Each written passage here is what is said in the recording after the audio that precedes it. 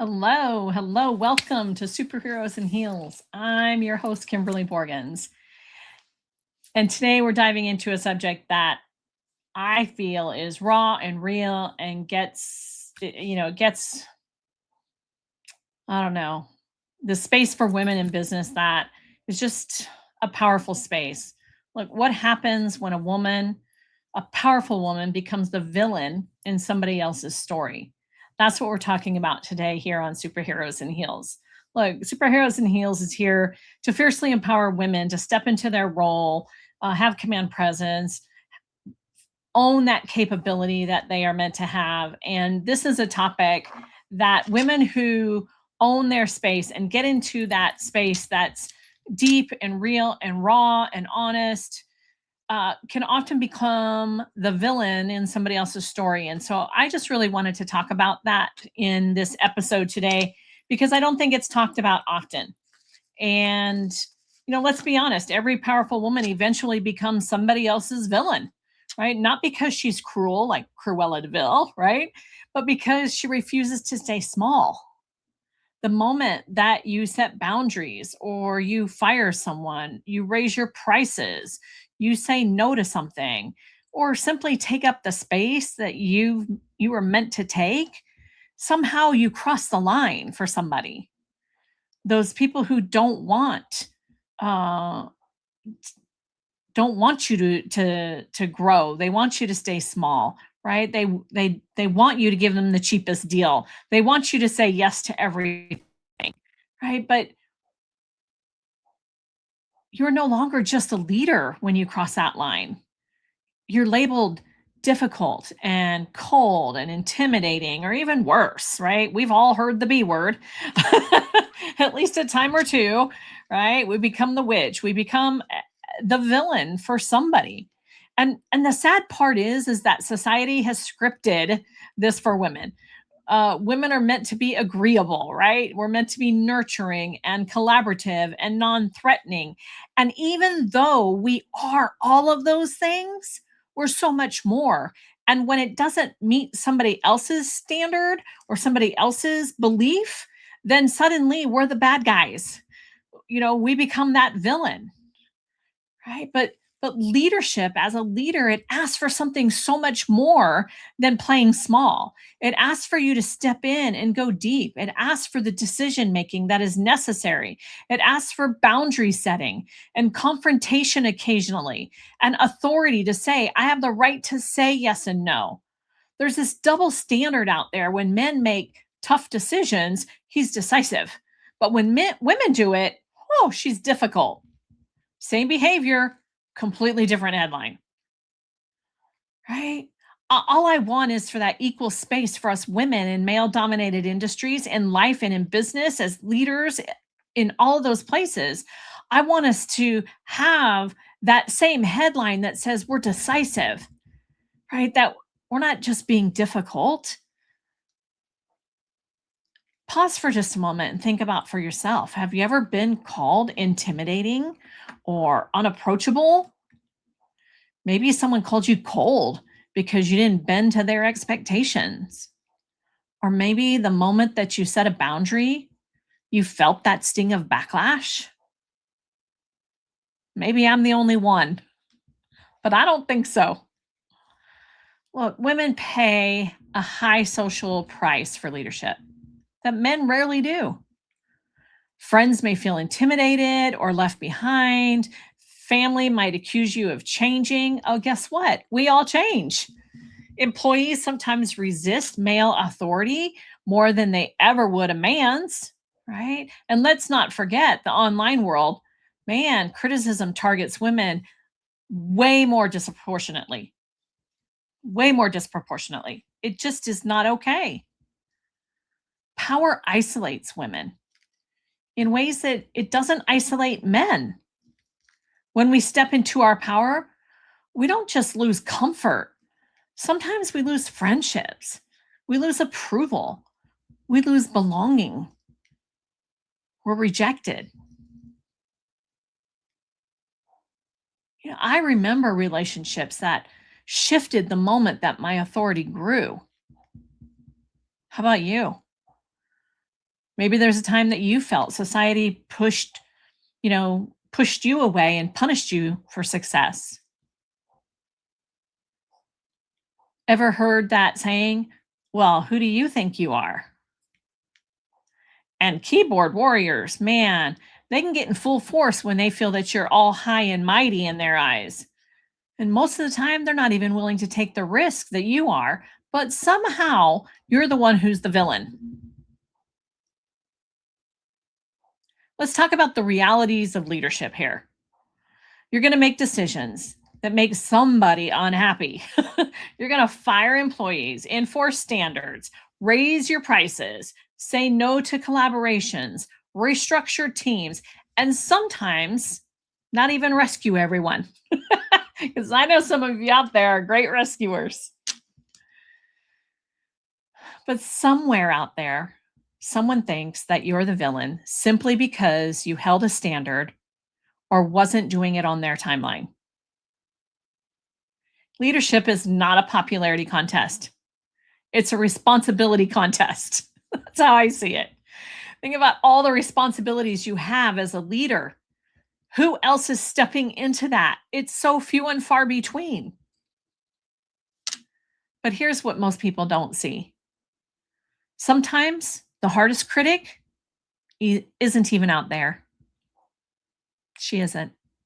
She's inside. She often internalizes the villain label. Yeah, the she could be you. Quite often, we shrink ourselves to avoid being disliked. We over-explain our decisions so that people might be able to understand why we said no. We try to please everyone, apologizing for our own authority. The real danger isn't being somebody else's villain. It's becoming your own villain by shrinking, by diluting your voice. I don't want you to dilute your voice. When you fear being disliked, you start leading from fear, not from power. Like, I had an employee quit. They felt overworked and not listened to.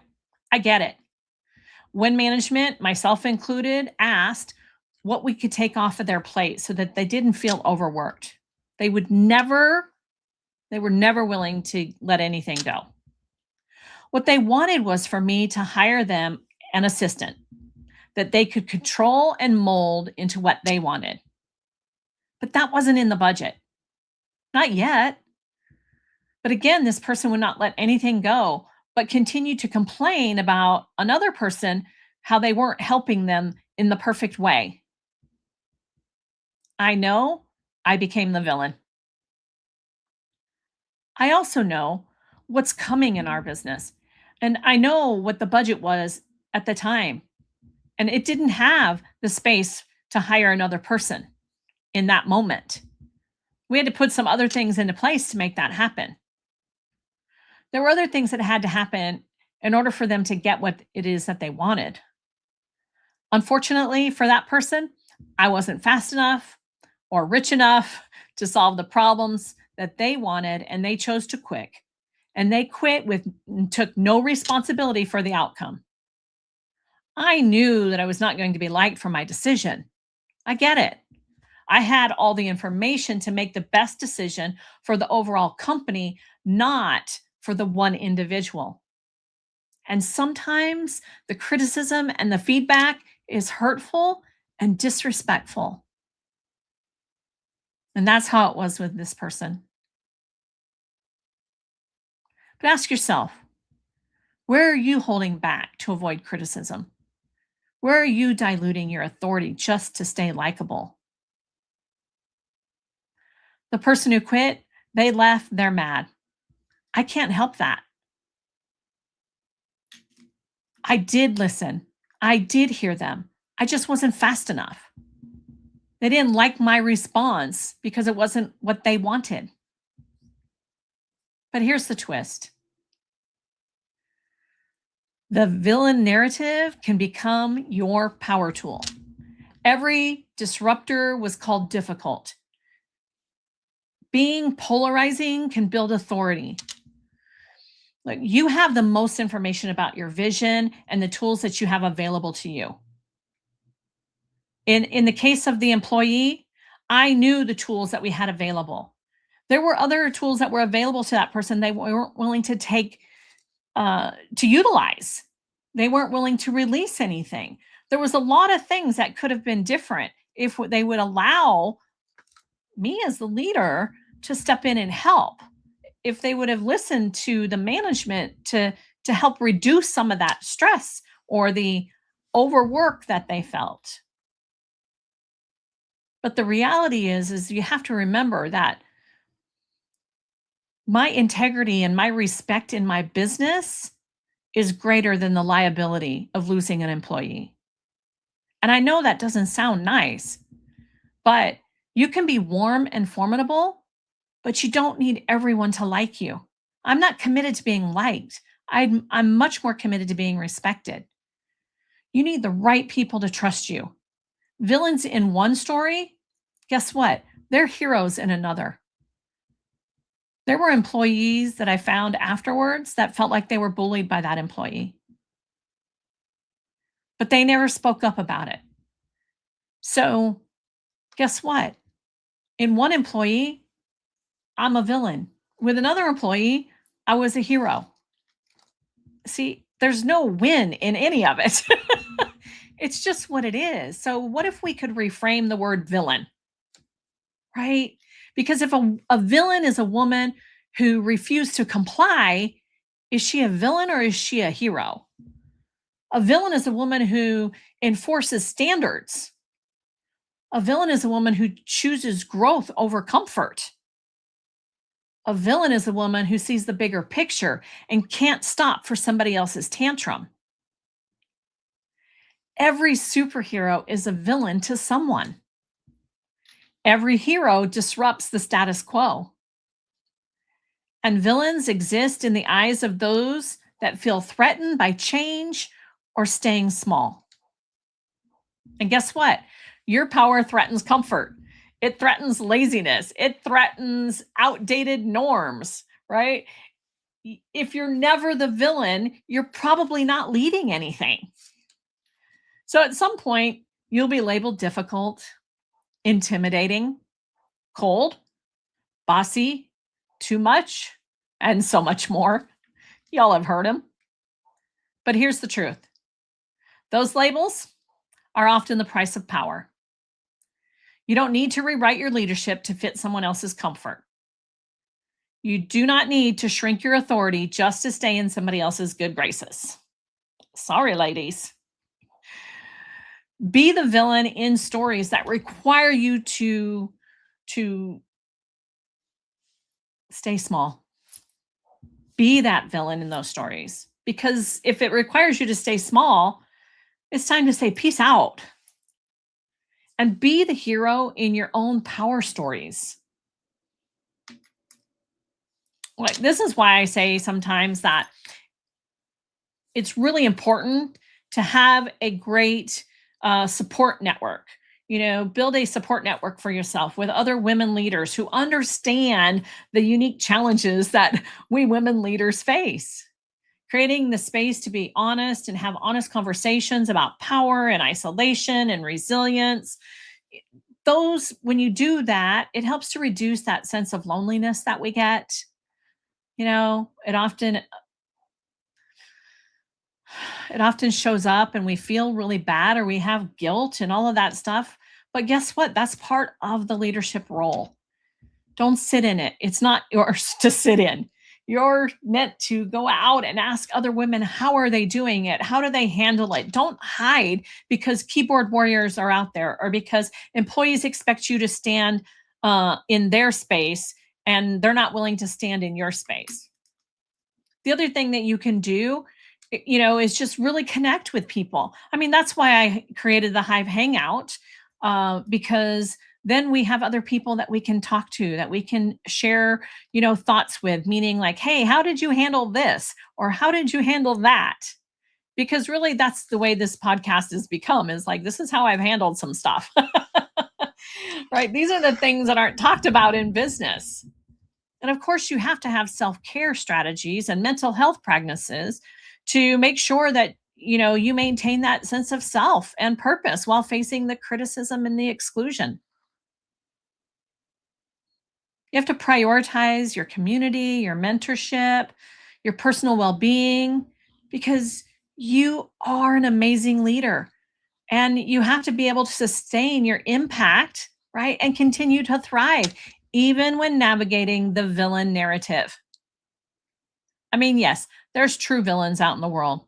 Okay. There's true evil out there, but that's not you. I'm not talking to those people. Those people aren't listening to this podcast. The ones that are listening to this podcast are tired of being called the villain just because they step into their authenticity. They step into their grace. They step into the beauty that they were designed to step into. Even when it feels uncomfortable, even when it's hard, even when you have to make the hard decisions, even when you have to like say no, right? All of these things. It's not easy, but God designed you to be a certain way. And you can't shrink yourself just because it'll make somebody else feel better. Because guess what? You don't feel better. So if there's one thing that I could share with you, it's just to remember that every superhero is a villain to somebody. Every hero disrupts that status quo. Not everybody's going to like you. Don't be committed to being liked. Be committed to being respected. I know this was a fast one today, but I really wanted to put it out there. So thank you for joining me for this honest, I don't know, narrative conversation about how we might be called villains. We might be seen by villains by some people, but to somebody else, we're heroes. We're the superheroes that stepped into the shoes of being the leaders in our businesses, in our communities, in our families. I'd love to hear your stories. I'd love to hear how when you crossed that line and became the villain in your business, or how you shaped or how it shaped your journey. Share your experiences with me because I'd love to hear it. Share this podcast if you think it could lift somebody up to remind them that yeah, it gets tough being the villain for somebody else. But remember, you're the hero to somebody else. So share with somebody, but until next time, right? Keep your heels high and your standards even higher. Be blessed and thank you for joining me here on Superheroes in Heels.